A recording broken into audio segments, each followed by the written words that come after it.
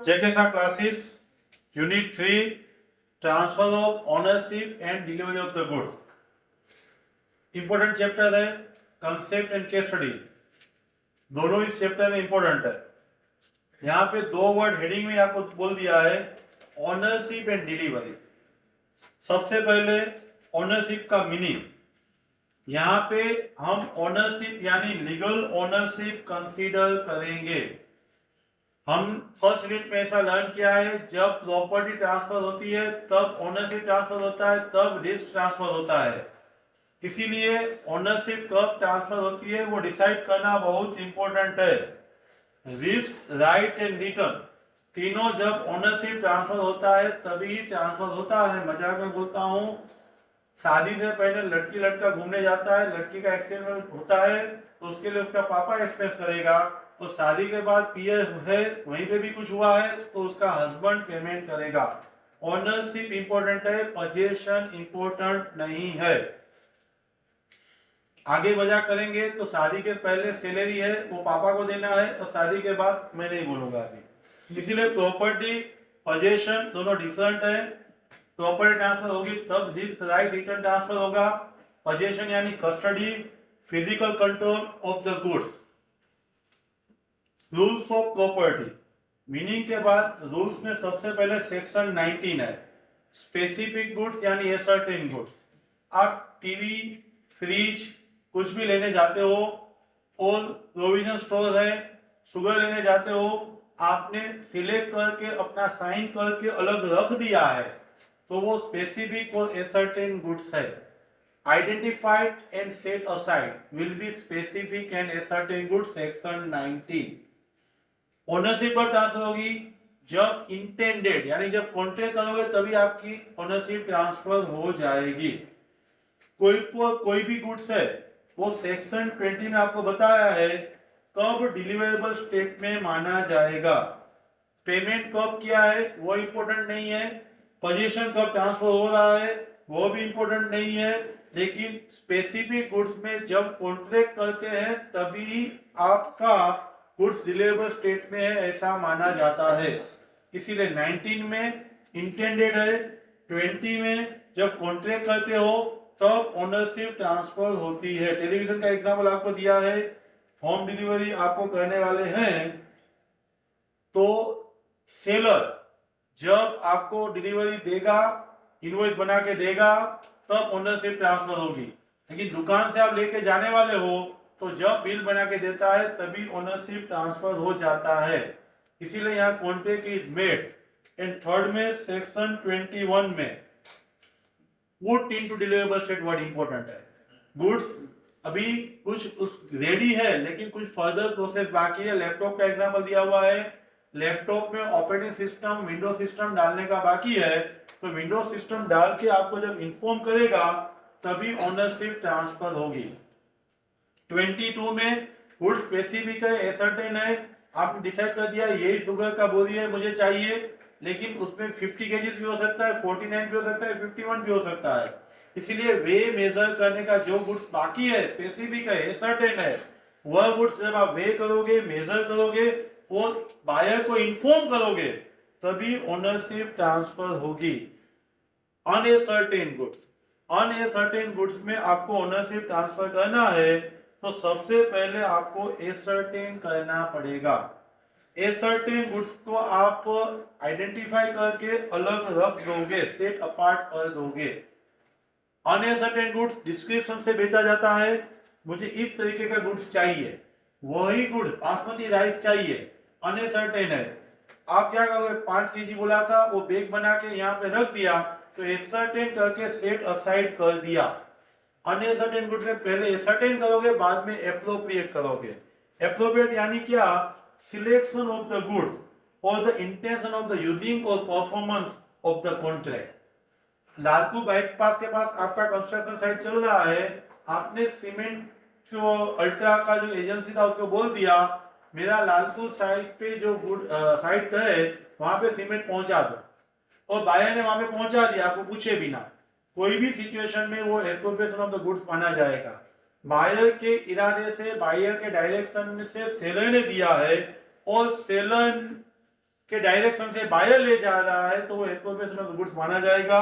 तो सबसे पहले अनएसर्टेन गुड्स को डिस्क्रिप्शन से बेचा है, उसमें से आप एसर्टेन करो, डिलीवरेबल स्टेट में रखो और consent with the seller buyer can use और consent with the buyer seller can use.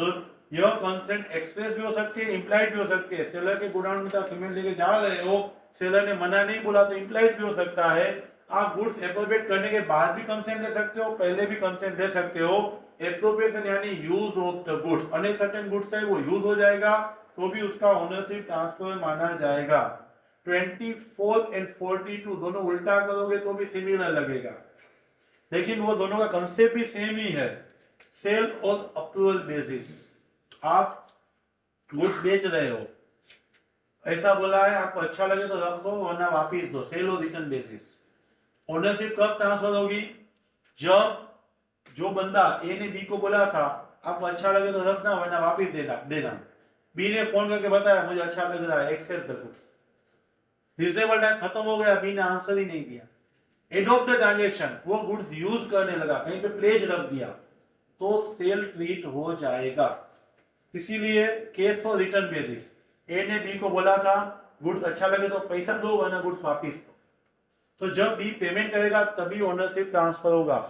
Important case study यहाँ पे पूछा जाता है, बी ने ए के पास से सेल और रिटर्न बेसिस पे गुड्स लिया था और प्लेज रख दिया, तो सी के पास प्लेज रखा तो ए सी से गुड्स वापस नहीं ले पाएगा, प्लेज रखा यानी third point end of the transaction हो जाएगा, property transfer A to B हो गया था। केस फॉर रिटर्न बेसिस में बी ने बोला था अच्छा लगेगा पेमेंट करूंगा, पेमेंट किए बिना प्लेज रख दिया तो ए सी से गुड्स वापस ले सकता है, पेमेंट नहीं हुआ इसीलिए ओनरशिप ट्रांसफर नहीं हुई है। 25 में है reservation of right of disposal. Seller है गुड्स का पोजीशन ट्रांसपोर्ट में दे देता है, लेकिन ओनरशिप अपने पास ही रख रहा है, जब तक अमाउंट को पेमेंट नहीं होगा, जब तक कंडीशन फुलफिल नहीं होगी तब ओनरशिप सेलर के पास रहेगा। दिल्ली का कोई व्यापारी यहाँ ब्रास आइटम परचेस करने के लिए आएगा, उसको बहुत अर्जेंसी है, इसलिए आप जामनगर ट्रांसपोर्ट में गुड्स डाल दोगे, लेकिन आप ट्रांसपोर्ट वालों को बोलोगे मैं बोलूं तो ही दिल्ली में उसको गुड्स सप्लाई करना, क्यों? अभी उसने चेक दिया है, कल क्लियर हो जाए तो ही उसको देना है। जब तक कंडीशन फुलफिल ना हो, जब तक अमाउंट का पेमेंट ना हो, तब तक उसका डिस्पोजल यानी यूज करने का राइट वो सेलर के पास रहता है, तब आप reservation of right of disposal बोलते हो। कैरियर को दे दिया है गुड्स, सिर्फ पोजीशन दिया है, लेकिन ट्रांसमिशन के लिए दिया है, सेलर बोलेगा तो ही कैरियर वाला बायर को गुड्स सप्लाई करेगा। डॉक्यूमेंट ऑफ टाइटल सेलर के नाम के हैं and bill of exchange promissory note और चेक जब बायर एक्सेप्ट करेगा तभी उसको आप डिलीवरी चलन दे पाओगे।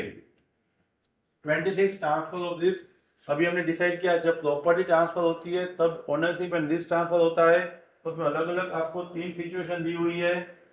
नॉर्मल सर्कमस्टेंसेस का रूल आपने बोल दिया, लेकिन एग्रीमेंट करके आप आगे पीछे कर सकते हो।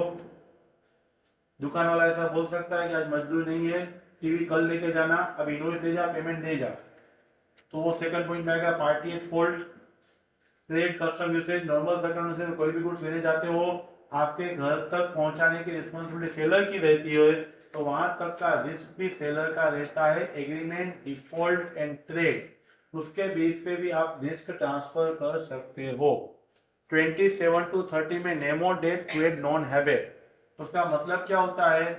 जो ओनर है वही गुड्स दूसरे को दे सकता है, debtor title can not transfer. लेकिन ऐसी सिचुएशन है जहां पे सर्टेन एक्सेप्शन में जो ओनर नहीं है, जिसका अपना राइट नहीं है, वह भी गुड्स है दूसरे को दे सकता है।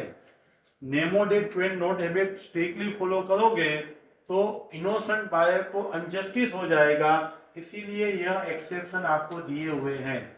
सबसे पहला है mercantile agent. Ordinary course of situation में बी है वो ए का एजेंट है, बी के पास ए का गुड्स पड़ा हुआ है और बी ने सी को गुड्स बेचा, सी को मालूम नहीं था कि बी के पास ऑर्डिनरी अथॉरिटी है लेकिन आज अथॉरिटी नहीं है, तभी भी सी ने परचेस कर लिया तो सी के पास टाइटल आ जाएंगे। सेक्शन 28 में joint owner, A B C ने साथ में मिलके आईपीएल देखने के लिए टीवी परचेस किया। बी सी गांव में गए, ए के पास पड़ा था, बी सी ए के घर रख के गए थे और ए ने वो टीवी बेच दिया जेड को, तो जेड के पास ओनरशिप आ जाएगा। एस्टोपल, एस्टोपल का कंसेप्ट बहुत जगह पे आता है। मेरे प्रेजेंट में मेरा मोबाइल पड़ा था, साहिल ने लेके पूरे क्लास में बोला ये मोबाइल किसी को परचेस करना है, हाईएस्ट बिडर को मैं दूंगा। मैं बोला था, मैं बैठा था, लेकिन मैंने मना नहीं बोला, उसका मतलब परचेसर के पास बेटर टाइटल आ जाएंगे, मैं उसको डिनाई मना नहीं बोल सकता। अनपेड सेलर नेक्स्ट यूनिट में भी आएगा। आपने पेमेंट नहीं किया है, right of lien and stoppage in transit unpaid seller use कर सकता है। इनवॉइस आप लेके गए हो, पेमेंट नहीं किया, गुड्स मेरे पास पड़ा है, तो मैं वह रीसेल कर सकता हूं, ओनर आप है तभी भी। सेक्शन 30 सबसेक्शन 1 में सेलर ने गुड सेल कर दिया, बायर बोल रहा है आज घर पे जगह नहीं है, अभी मेरे चल रहे हैं, मैं 1 वीक के बाद लेके जाऊंगा। सेलर को ऐसा लगा अच्छा दूसरा कोई कस्टमर मिल रहा है, तो उसने दूसरे किसी को बेच दिया, तो वो सेकंड सेल वैलिड होगा। 30 सबसेक्शन 2 में बायर गुड्स है वो लेके गया था, अभी बिल नहीं बनवाया था, बिल बनवाने का बाकी था, रिटर्न बेरीज लिया हुआ था, लेकिन उसने वो किसी को बेच दिया, तो वह सेल भी वैलिड माना जाएगा। फाइंडर ऑफ द गुड्स है, उसका अपना गुड्स नहीं है, दूसरे का गुड्स लिया है, बिजली की तरह संभालना है, वह टू ओनर को वापस देने के लिए रिस्पॉन्सिबल है और किसी को देने के लिए रिस्पॉन्सिबल नहीं है, तभी वह भी finder of the goods owner नहीं है, तो दूसरे को कौन सी सिचुएशन में बेच सकते हैं, गुड्स पेरिसेबल है तो बेच सकता है। फाइंडर ऑफ द गुड्स है नॉन पेरिसेबल है, लेकिन टू ओनर को ढूंढने का expense 2/3 of the goods value से ज्यादा हो रहा है, अप टू 2/3 और मोर देन 2/3 एक्सपेंस हो रहा है, तो ढूंढने की जरूरत नहीं है, गुड्स बेच दो, टू ओनर सामने जाएगा तो पेमेंट कर देंगे। सेक्शन 29 में वॉइडेबल कॉन्ट्रैक्ट में कोएशन एंड इन्फ्लुएंस थर्ड मिसरिप्रेजेंटेशन करके गुड्स आपने लिया था, अभी जो वीकर पार्टी है वो कोर्ट में जाके कैंसिल करे, उससे पहले डोमिनेंट पार्टी सेल कर देगी, तो वो सेल वैलिड माना जाएगा, लेकिन परचेसर ने गुड फेथ में लिया होना चाहिए, उसको वॉइडेबल कॉन्ट्रैक्ट मालूम नहीं होना चाहिए। अदर एक्ट में आपने बेचा है, इंसॉल्वेंसी में ऑफिशियल असाइनिंग ओनर नहीं तभी भी बेच सकता है, प्लेज में लोन का पेमेंट मैं नहीं करूंगा तो प्लेजी है वह गुड्स बेच सकता है, तो अदर एक्ट में अदर देन ओनर गुड्स बेचता है तो वह वैलिड है। एक्सेप्शन के एक्सेप्शन याद रखना है, most important for examination point of view. नेमो डेट क्वेट नॉन एबिट ऐसा बोलता है कि आपका नहीं वो आप नहीं बेचो, उसके एक्सेप्शन बोल रहे हैं कि आप कौन सी सिचुएशन में बेच सकते हो, वैलिड है, लेकिन उसमें 2 सिचुएशन कवर नहीं होगी, हायर परचेस एंड थेफ्ट। मैंने हायर परचेस में रेंट पे कोई चीज ली है तो मैं किसी को बेच नहीं सकता हूँ, सामने वाला गुड फेथ में ले रहा है ना, तो भी ओनरशिप ट्रांसफर नहीं होगी। ए ने बी को हायर पे कार दिया था, बी ने सी को बेच दिया, तो ए सी से पास से वापस ले पाए। वही सिचुएशन थेफ्ट में ट्रैक्टर का एग्जांपल देते हैं, बी ने ए का ट्रैक्टर चुराया था, सी को बेचा, ए ने सी के पास वो ट्रैक्टर देखा, वो वापस मांगा, तो सी को देना पड़ेगा। First portion complete, second portion delivery of the goods 31 to 41।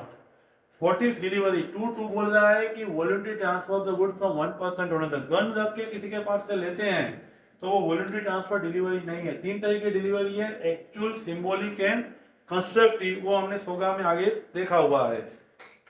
Section 31 seller and buyer की ड्यूटी, डिलीवरी में सेलर का ड्यूटी है उसको देना है एंड बायर का ड्यूटी है उसको लेना है। 32 कॉन्करेंट कंडीशन क्या है, कुछ बोला नहीं है तो साइमल्टेनियसली एक हाथ में मनी देना है, दूसरे हाथ में गुड्स आपको लेना है, इसीलिए exchange of the possession and money that will be the concurrent condition. Now certain rules of delivery दिया हुआ है। सेक्शन 33 बायर का position to access the goods, seller कुछ भी करे, डायरेक्टली बायर को दे, बायर के एजेंट को दे, लेकिन बायर एक्सेस कर पाए इस तरीके से सेलर है वो बायर को गुड्स की डिलीवरी करेगा। 35 सेक्शन में सेलर का सिर्फ रिस्पॉन्सिबिलिटी है गुड्स को डिलीवरेबल स्टेट में रख के उसको इन्फॉर्म कर देना, लेकिन लेने का रिस्पॉन्सिबिलिटी है वो बायर का है, बायर मांगेगा मुझे अभी दे दे। 636(3) में थर्ड पर्सन के पास गुड्स पड़ा है तो ए ने बी को गुड्स बेचा था, लेकिन कोल्ड स्टोरेज में पड़ा है तो सिर्फ ए बी को बोल देगा तो नहीं चलेगा। कोल्ड स्टोरेज वाला बी को बोलना चाहिए कि तेरे बिया मेरे पास अभी गुड्स है, अब तू ले जा सकता है। कैरियर को और वॉल फिगर यानी जो एक्सपोर्ट कस्टम ओरिएंटेड ट्रांजैक्शन में वॉल फिगर को गुड्स डिलीवर किया जाता है तो सेफ कस्टडी के लिए किया है, ट्रांसमिशन के लिए किया है, तो बायर के कैरियर और वॉल फिगर वाले को दिया है तो आपने डिलीवरी दे दिया ऐसा माना जाएगा। गुड्स की डिलीवरी कहाँ करना है? 36(1) कॉन्ट्रैक्ट में स्पेसिफाई किया है तो उसी प्लेस पे करना है।